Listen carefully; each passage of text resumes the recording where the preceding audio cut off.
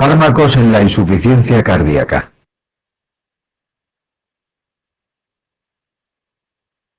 Generalidades. Los pilares clásicos del tratamiento del fallo sistólico son los diuréticos y la digoxina, que mejoran los síntomas pero no mejoran la supervivencia.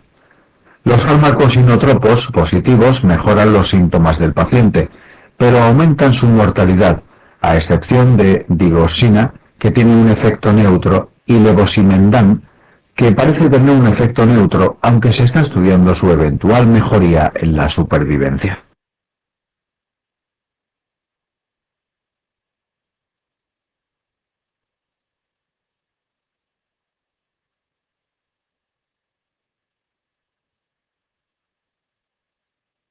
Los vasodilatadores que han demostrado mejorar la supervivencia en el fallo sistólico son los IFA, los ARA2 y la asociación de hidralacina con nitratos.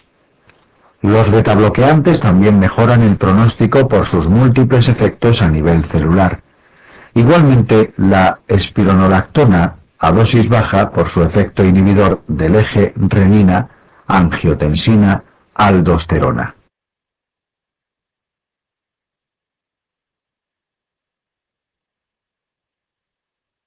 Recordar la contraindicación de utilizar fármacos antiarrítmicos de forma crónica en cualquier paciente con insuficiencia cardíaca sistólica u otra cardiopatía estructural, excepción hecha de los betabloqueantes, la amiodarona y dofetilide.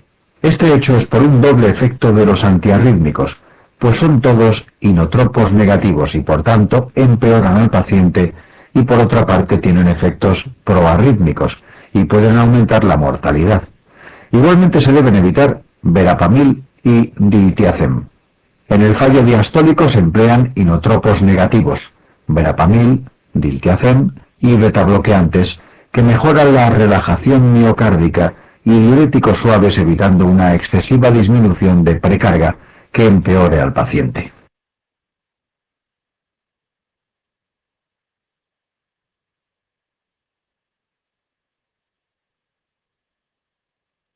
Diuréticos y betabloqueantes. Los diuréticos se pueden dividir en diuréticos de asa, como furosemida o bumetanida, tiacídicos, como hidrocloritiazida o clotaridona, ahorradores de potasio, como amiloride o triamtilene, inhibidores de la aldosterona, como espironolactona o eplerenona, e inhibidores de la anhidrasa carbónica, como la acetazolamida. Los efectos secundarios principales de estos fármacos son los derivados de la depleción de electrolitos que producen, como hiponatremia asociada al empleo de los diuréticos de asa, o las tiacidas o la hipopotasemia.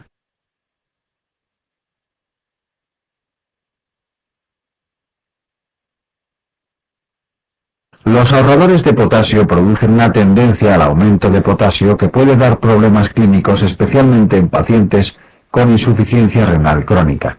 Los diuréticos no mejoran la supervivencia en la insuficiencia cardíaca sistólica, a excepción de espironolactona a dosis tan baja que no tiene casi efecto diurético, pues ese beneficio pronóstico está mediado por su efecto antifibrótico, por inhibir el eje renina, angiotensina, aldosterona.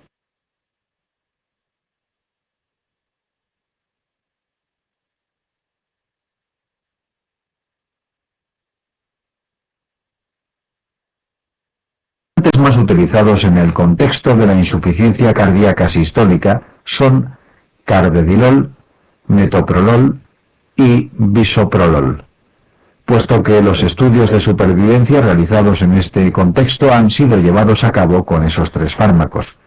Carvedilol suele ser el mejor tolerado por ser vasodilatador.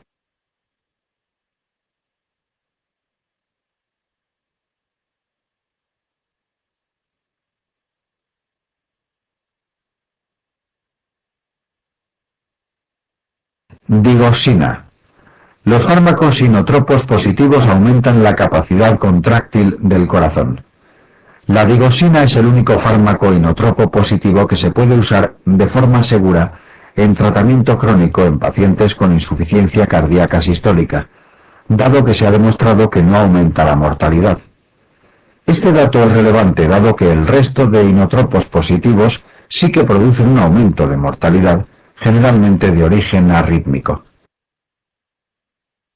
La posibilidad de intoxicación por digoxina, recordar que hay múltiples circunstancias que la facilitan, siendo la más importante la insuficiencia renal, dada su excreción renal.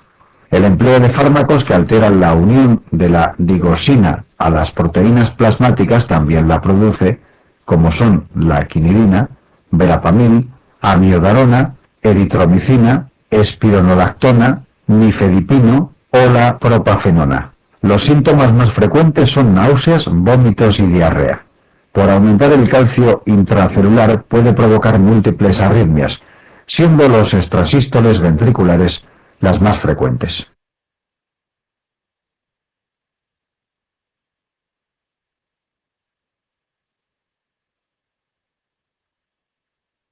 En determinadas circunstancias se puede producir toxicidad por digoxina con niveles plasmáticos normales.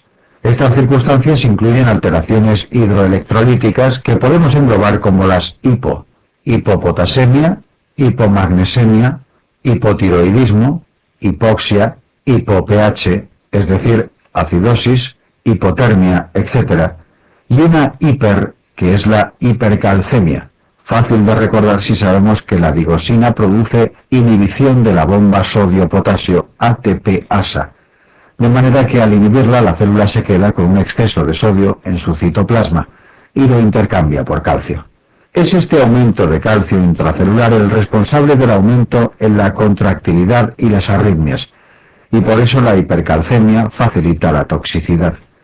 El efecto frenador del nodo AV de la digoxina se basa en su actividad parasimpático-mimética, es decir, estimulante del parasimpático.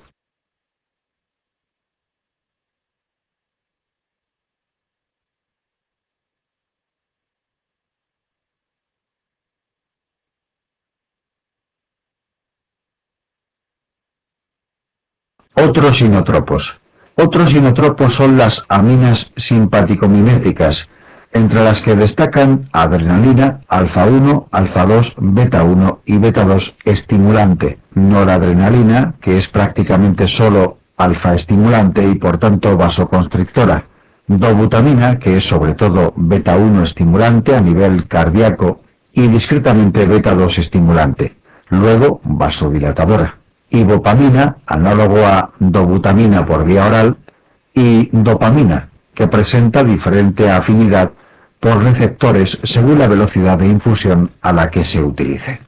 Así, a dosis bajas tiene una predilección por los receptores dopaminérgicos que produce vasodilatación a niveles esplácnico y renal. A dosis medias, su efecto predominante es sobre receptores beta-1 cardíaco, y por tanto es inotropa y cronotropa positiva. Y a dosis altas tiene un efecto predominante sobre los alfa, siendo vasoconstrictora.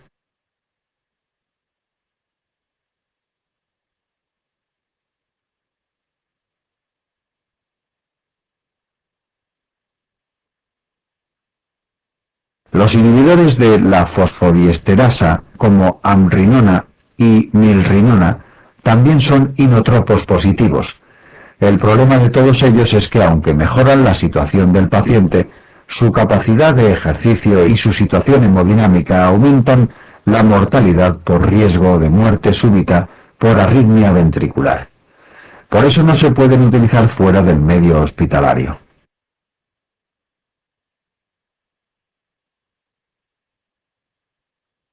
Sensibilizantes al calcio como levosimendan no aumentan la concentración intracelular de calcio como hacen el resto de inotropos, sino que hacen que el calcio disponible sea más eficiente al unirse a la actina y miosina, aumentando la contractilidad.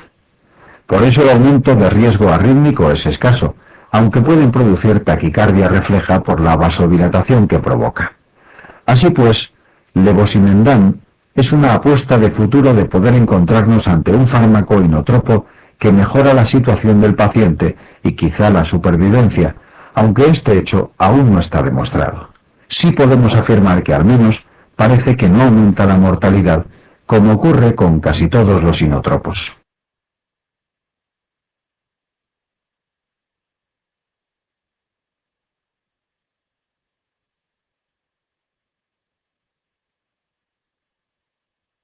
Insuficiencia cardíaca. Definición. La insuficiencia cardíaca es la incapacidad del corazón para mantener un aporte adecuado de sangre a los tejidos para abastecer sus necesidades metabólicas en un momento determinado, o si consigue hacerlo es a costa de tener unas presiones de llenado elevadas. Esto significa que en la definición de insuficiencia cardíaca no influyen ni la fracción de eyección, ni el gasto cardíaco, ni ningún otro tipo de variable hemodinámica, a excepción de las presiones de llenado ventriculares.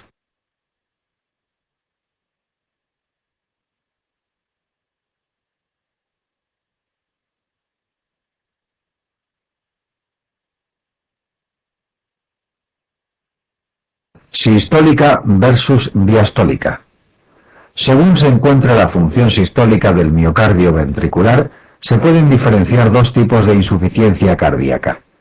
La sistólica por fallo en la capacidad contráctil del músculo, que generalmente asocia dilatación del ventrículo izquierdo, como en la miocardiopatía dilatada, o la diastólica, en la que predomina un fallo en la relajación del músculo y gran dependencia de la contribución auricular para mantener una precarga adecuada, como en la miocardiopatía restrictiva o hipertrófica.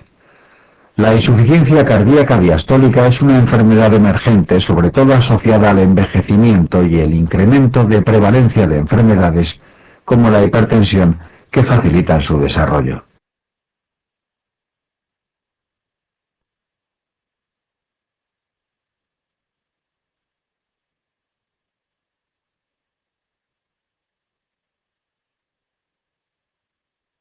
La forma de diferenciar entre insuficiencia cardíaca de predominio sistólico o diastólico es el empleo de alguna prueba complementaria que permita calcular la fracción de eyección, de forma que este número, que generalmente se encuentra entre el 50 y el 65% del volumen telediastólico, nos expresa cuánta sangre es capaz de expulsar el ventrículo en un latido del total que tiene justo al empezar la sístole. Esta fracción de eyección estará disminuida en los pacientes con disfunción sistólica, mientras que será normal o incluso elevada en pacientes con disfunción diastólica.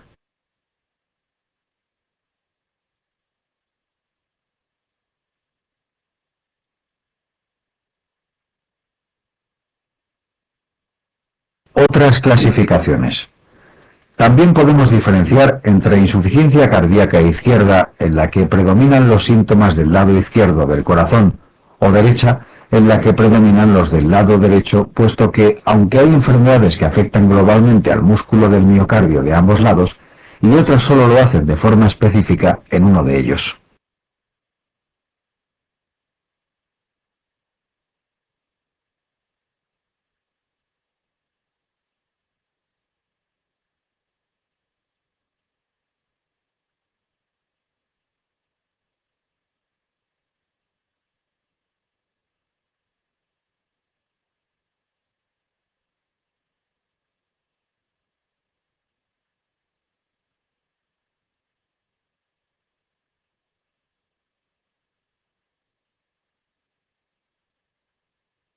Clasificar la insuficiencia cardíaca en función del gasto cardíaco, que generalmente será bajo, dado que disminuye la capacidad de expulsar sangre de los ventrículos, aunque existen enfermos que, aun teniendo un gasto cardíaco elevado, presentan insuficiencia cardíaca, pues no dan suficiente gasto cardíaco para las necesidades del organismo en ese momento, como puede ocurrir en el embarazo, el hipertiroidismo o la enfermedad de Beriberi o el Paget óseo.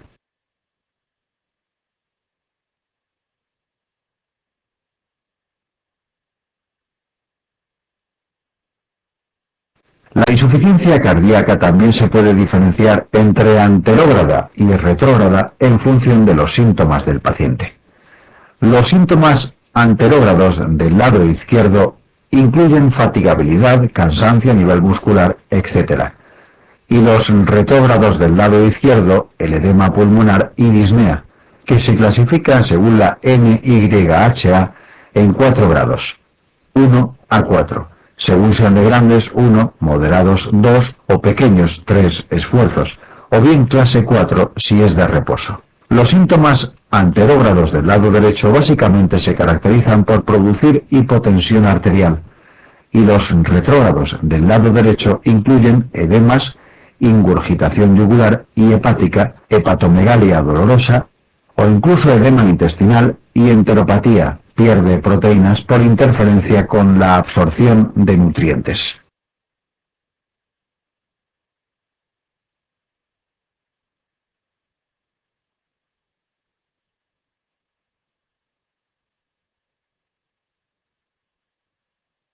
Fisiopatología 1.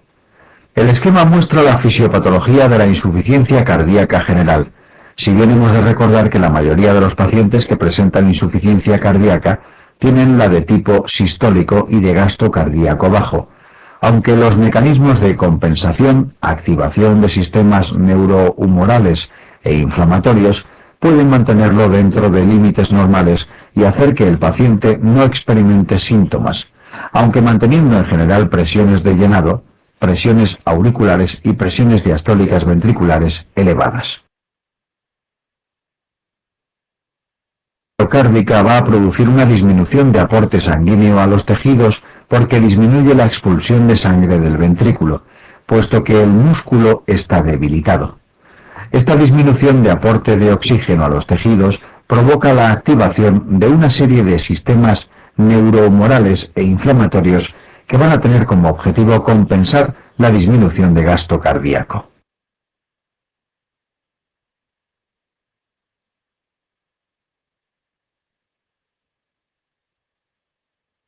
Del eje renina-angiotensina-aldosterona producirá un aumento en las resistencias vasculares periféricas que produce subida de la tensión arterial y retención de sodio. El aumento de la endotelina, igualmente vasoconstrictora, la vasopresina o el estímulo simpático, que produce vasoconstricción y un efecto inótropo y cronótropo positivo, van a producir un aumento en la presión de perfusión y el gasto cardíaco, que mejora la situación del paciente.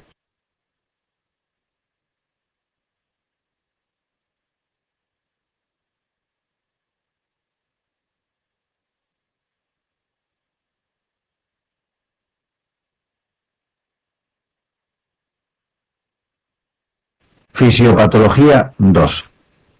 Sin embargo, esto se produce a costa de aumentar la poscarga, y por lo tanto el oxígeno que precisa el músculo cardíaco será mayor, aumentando el daño miocárdico. Por eso los sistemas de compensación que inicialmente son beneficiosos, a largo plazo aumentan el daño miocárdico y resultan perjudiciales. Además, la endotelina y la angiotensina 2 son agentes promotores del desarrollo de hipertrofia miocárdica, apoptosis celular y fibrosis intersticial, que aún aumenta más el daño, por lo que conforman un círculo vicioso. La estimulación de estos sistemas aumentará la retención hidrosalina, aumentando la precarga y por tanto en los síntomas congestivos de edema sistémico y pulmonar. Los péptidos natriuréticos, hoy día se utiliza como marcador de insuficiencia cardíaca el BNP o péptido natriurético tipo B, tratan de compensar este efecto.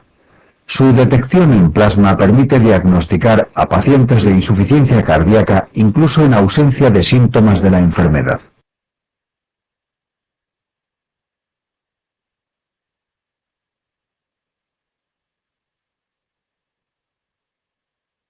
Utilizando el esquema podemos entender que el empleo de diuréticos va a mejorar la situación al disminuir la precarga y los síntomas de congestión.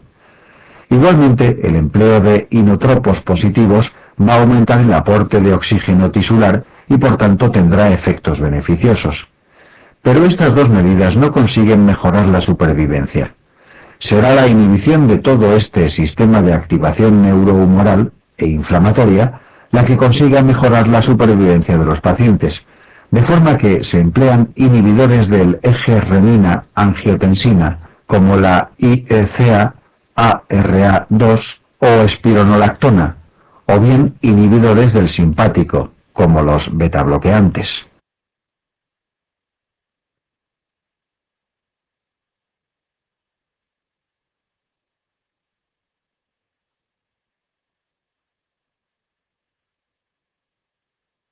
Clínica y diagnóstico. En la clínica de la insuficiencia cardíaca no nos vamos a detener, puesto que ya hemos comentado los principales síntomas anterógrados y retrógrados, izquierdos y derechos.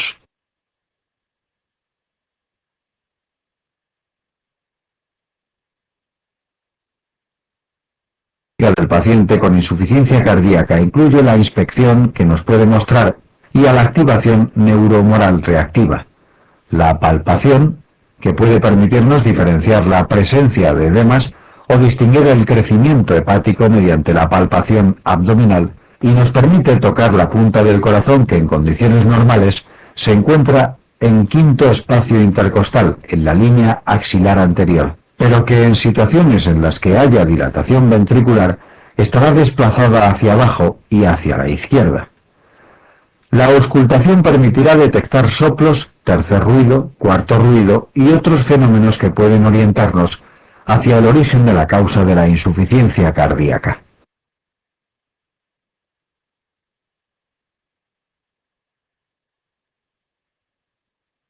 Entre los exámenes complementarios destacar de nuevo la importancia de la determinación de la fracción de eyección para poder diferenciar entre un fallo de predominio sistólico o diastólico, que pueden ser clínicamente.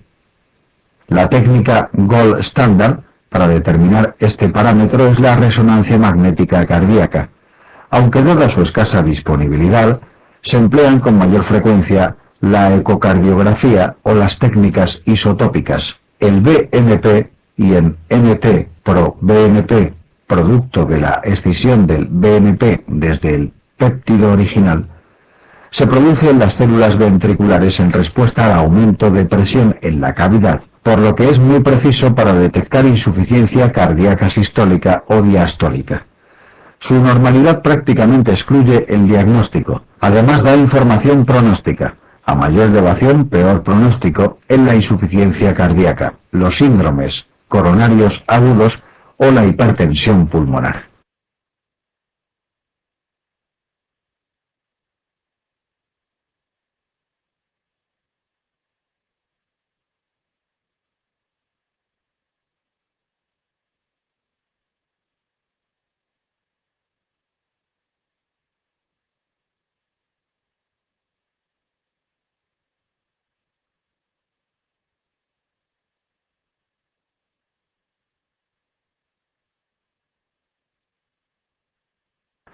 Tratamiento de la insuficiencia cardíaca.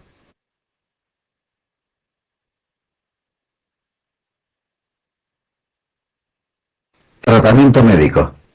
El tratamiento de la insuficiencia cardíaca tiene dos pilares fundamentales: la mejoría de los síntomas y la mejoría de la supervivencia. Los fármacos que han demostrado su beneficio sobre los síntomas incluyen los diuréticos, que prácticamente recibirán todos los pacientes, y la digoxina, que ha demostrado disminuir el número de descompensaciones sin mejorar la supervivencia, por lo que muchos pacientes también la utilizan.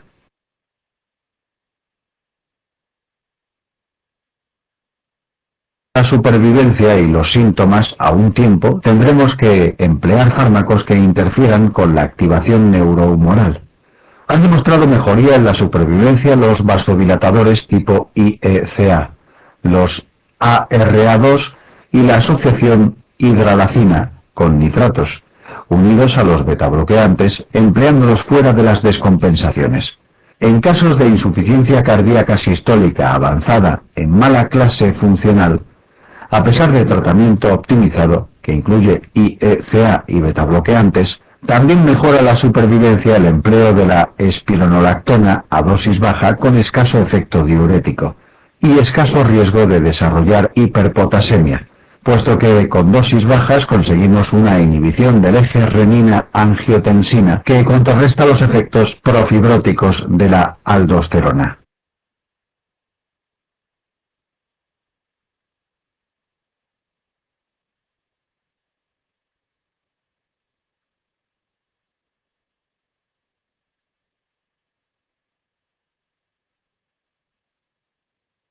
Para el edema agudo de pulmón son útiles el oxígeno, la nitroglicerina intravenosa, por disminuir la precarga, la morfina y los inotropos positivos como la dobutamina y dispositivos como el balón intraaórtico de contrapulsación empleados transitoriamente hasta mejorar la situación clínica.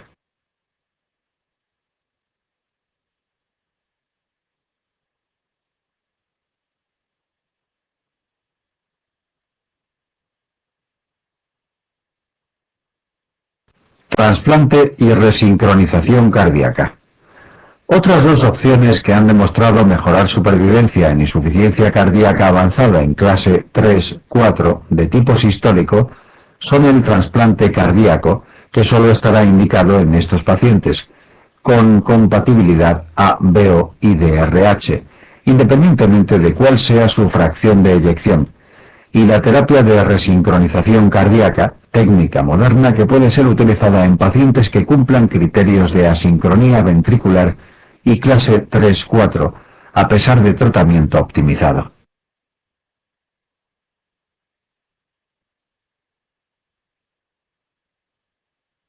Ventricular es un fenómeno detectable mediante ecocardiografía que se presenta en pacientes que, además del fallo sistólico, presentan bloqueo de rama izquierda, con un QRS muy ancho, de forma que la contracción de los ventrículos es asíncrona. Primero se contrae el derecho y luego el izquierdo. En un corazón sano, la presencia de un bloqueo de rama izquierda no tiene prácticamente ningún significado hemodinámico, pero en estos ventrículos muy debilitados puede producir deterioro hemodinámico que empeora la fracción de eyección, el rendimiento miocárdico, empeora los síntomas y aumenta el grado de insuficiencia mitral al dilatar el ventrículo y el anillo de la válvula mitral.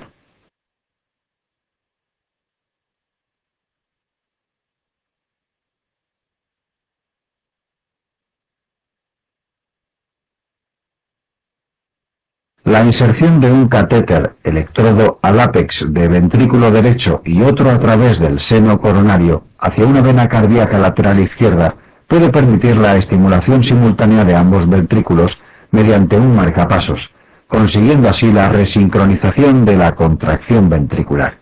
De esta forma el paciente mejora su hemodinámica y se ha demostrado que tiene efectos beneficiosos sobre los síntomas, sobre la insuficiencia mitral y recientemente sobre la supervivencia. Este avance supone una esperanza para personas que, por ejemplo, superan los 65 años de edad, fecha máxima para el trasplante cardíaco.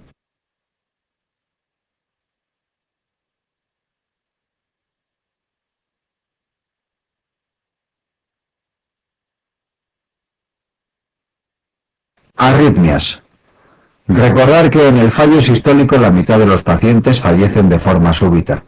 Luego, el empleo de fármacos que disminuyen el riesgo de mortalidad arrítmica súbita es razonable que tenga un beneficio pronóstico. Sin embargo, como ya hemos dicho, todos los antiarrítmicos aumentan la mortalidad de la insuficiencia cardíaca sistólica, por lo que están contraindicados a excepción de la amiodarona, que no aumenta la mortalidad. Esto no significa que la disminuya, puesto que hay múltiples estudios con resultados muy dispares, sino que, en caso de necesitar un antiarrítmico, recordar que disponemos de ella para su uso. El automático implantable, o DAI, es un dispositivo similar a un marcapasos que, además de la capacidad de estimular al corazón para que lata más deprisa, incorpora la posibilidad de detectar y abortar arritmias cardíacas malignas mediante una descarga de energía eléctrica. Ha demostrado mejorar la supervivencia en la insuficiencia cardíaca sistólica cuando está indicado por alto riesgo de muerte súbita. De hecho, en pacientes que se someten a terapia de resincronización, la tendencia es cada vez más a utilizar un dispositivo de estimulación biventricular con capacidad de desfibrilación.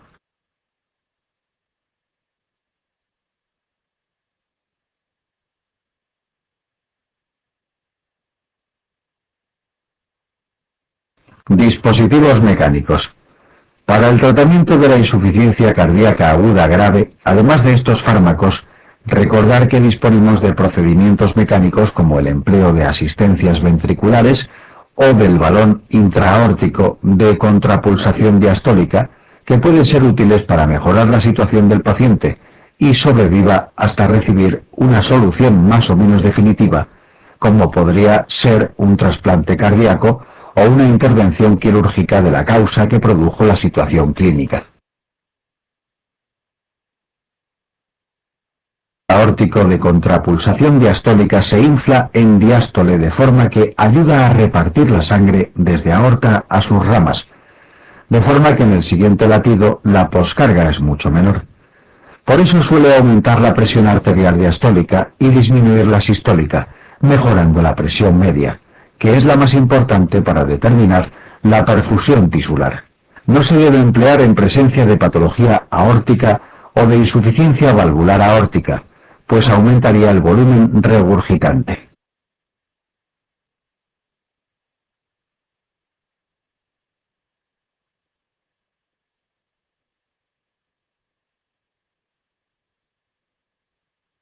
Bradiarritmias. Generalidades y tipos de marcapasos.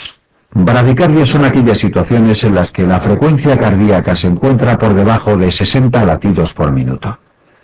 Son múltiples las enfermedades que las pueden producir y en la actualidad el tratamiento con fármacos taquicardizantes, como atropina o betaestimulantes, solo se emplea de forma transitoria, siendo el implante de un marcapasos la solución definitiva. La causa más frecuente de implante de marcapasos en la actualidad en países desarrollados es la enfermedad del nódulo sinusal. Para describir los marcapasos incluye 5 letras, aunque solo son obligatorias las 3 primeras. La primera designa la cámara donde estimula: A, aurícula, V, ventrículo, D, ambas. La segunda es la cámara sensada, es decir, en la que mira la actividad eléctrica intrínseca del paciente: A, aurícula, V, ventrículo, D, ambas o ninguna. La tercera puede ser I, inhibido, es decir que si el marcapasos ve actividad eléctrica espontánea por encima de la frecuencia mínima de estimulación que programemos, se inhibe y no lanza ningún estímulo. T, triggered, solo lanza impulsos cuando ve una señal eléctrica espontánea, por ejemplo, un marcapasos VAT solo estimula al ventrículo, V cuando vea la onda P en la aurícula A, o D puede funcionar como I o como T.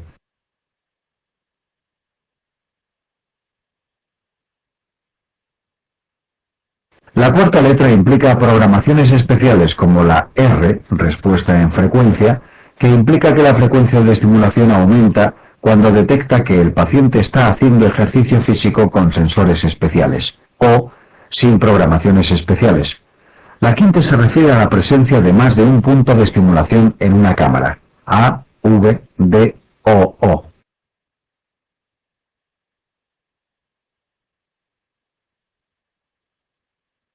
Los más empleados son el VVI para la fibrilación auricular crónica con respuesta ventricular lenta, VDD para el bloqueo AV en ritmo sinusal, AAI para la disfunción sinusal y DDD para la disfunción sinusal con bloqueo AV asociado.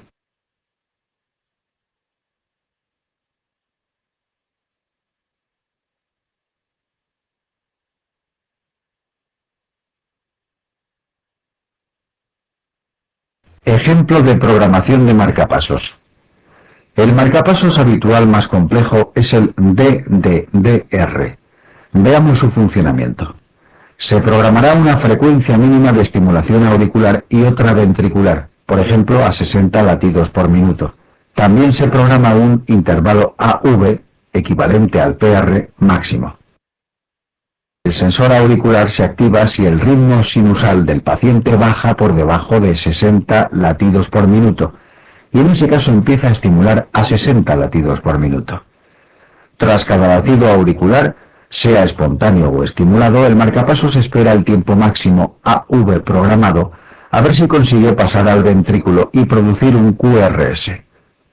Si en ese tiempo no ve QRS, estimula el ventrículo tras ese AV programado. La cuarta letra R dice que si el paciente hace esfuerzo, el dispositivo acelera la frecuencia de estimulación según el nivel de ejercicio que realice.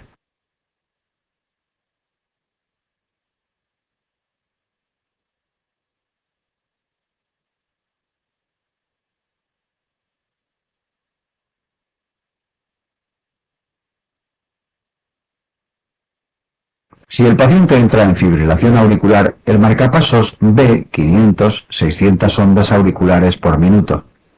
Por razones de seguridad no va a estimular los ventrículos a esa frecuencia, sino que se producirá un cambio de modo y pasa a funcionar como un VVI.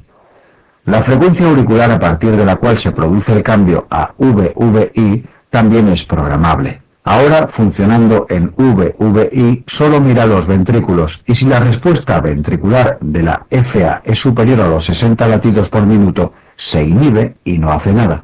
Pero si baja de 60 latidos por minuto, estimula el ventrículo a 60 latidos por minuto, acelerándose cuando haga ejercicio si la R está activada.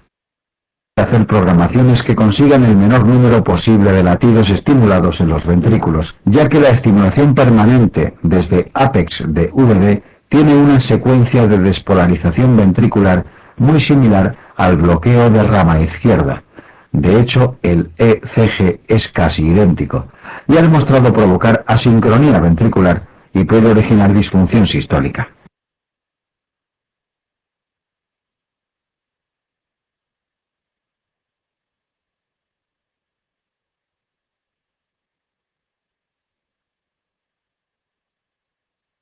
Disfunción sinusal. La enfermedad del nódulo sinusal se caracteriza por presentar tres posibles formas clínicas: bradicardia sinusal, bloqueo sinuatrial o pausa sinusal y síndrome de bradicardia-taquicardia. La degeneración senil es la causa más frecuente.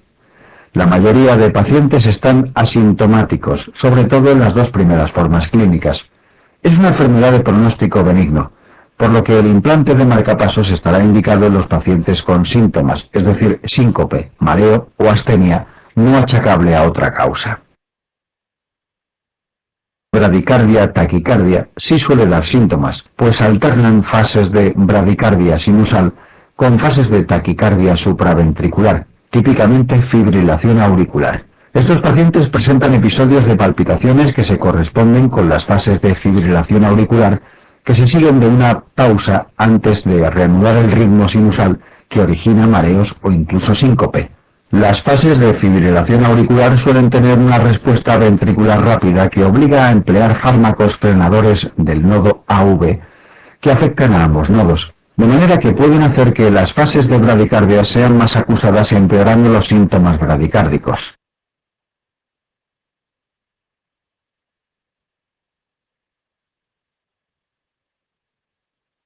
Por este motivo, en el tratamiento del síndrome de bradicardia-taquicardia se implantará marcapasos si el paciente está asintomático, añadiendo fármacos frenadores del nodo AV una vez que tenemos solucionado el riesgo de bradicardia extrema con el dispositivo. La ablación del nodo AV es una técnica percutánea realizada con radiofrecuencia que provoca un bloqueo AV completo, y es una solución definitiva en aquellos raros casos en los que no se consigue control de las fases de taquicardia con fármacos frenadores del nodo AV.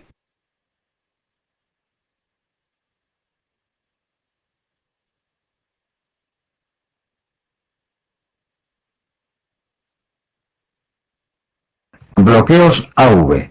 Tipos. Los bloqueos auriculoventriculares AV son las alteraciones en la conducción del impulso desde las aurículas a los ventrículos. Existen 3 grados. El primer grado consiste en un retraso en el tiempo que tarda en pasar el impulso, que en el electrocardiograma se aprecia por un alargamiento en el intervalo PR.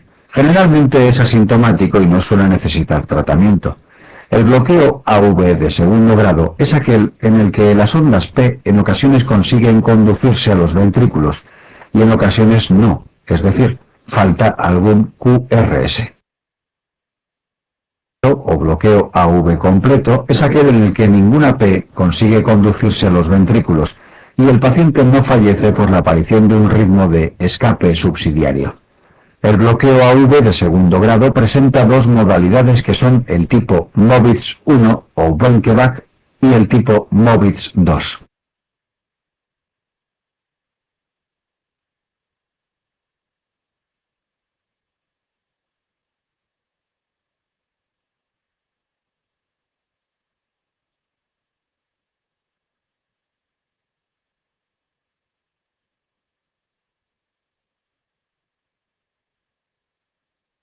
El Wenckebach presenta una secuencia característica con prolongación progresiva del intervalo PR, hasta que una de las ondas P no consigue conducirse a los ventrículos, iniciándose de nuevo el ciclo con un PR de nuevo corto.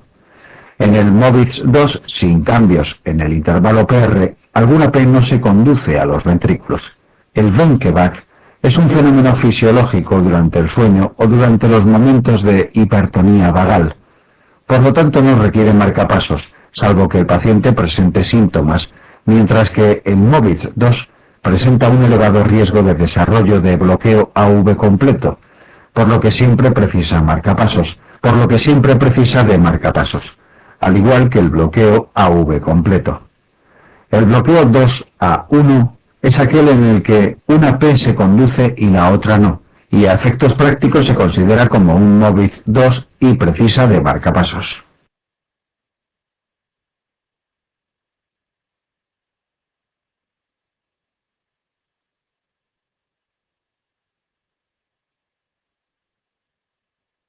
Punto de bloqueo AV.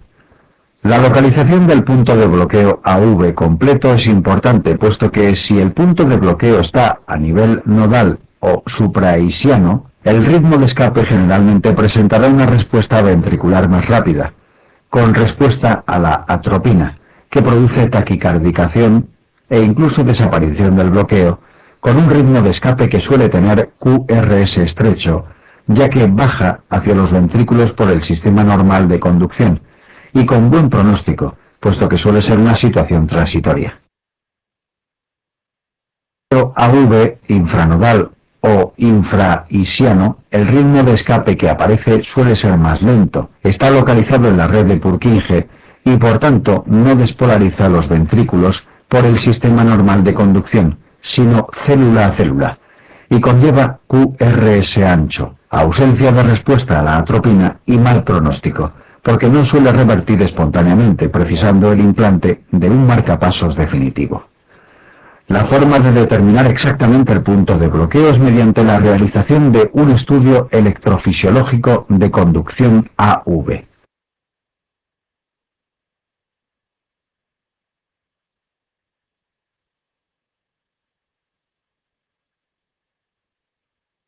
Estudio electrofisiológico de las bradicardias. Mediante la inserción de 3 electrocatéteres similares a los de un marcapasos y su colocación en aurícula derecha verde, zona próxima al IS rojo y ventrículo derecho azul, puede procederse a la estimulación del corazón y registro de la actividad eléctrica intracavitaria, electrogramas, en cada una de las posiciones A, aurícula, H, IS, V, ventrículo. En el momento en que el impulso despolarizante pasa por el endocardio en contacto con el electrodo, como muestra la figura. Así el intervalo PR está realmente formado por la suma del intervalo AH, desde que el impulso nace en el nodo sinusal, despolariza las aurículas, atraviesa el nodo AV y alcanza el haz de IS, y el intervalo HV, desde que pasa por el IS hasta que despolariza los ventrículos, produciendo el QRS. El HV normal debe ser menor a 55 milisegundos, 65 si hay bloqueo de rama izquierda.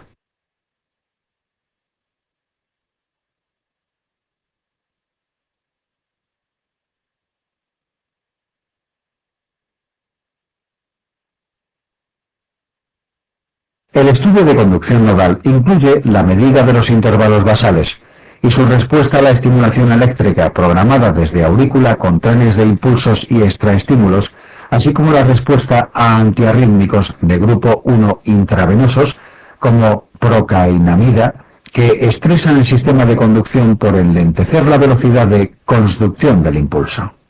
Esta prueba permite estudiar el tiempo de recuperación del nodo sinusal tras 1 minuto de estimulación continua auricular a diferentes frecuencias, estando prolongado en la enfermedad del nodo sinusal. Igualmente permite discernir si existe o no conducción retrógrada de ventrículo a aurícula a través del nodo AV. La presenta 1/3 de la población.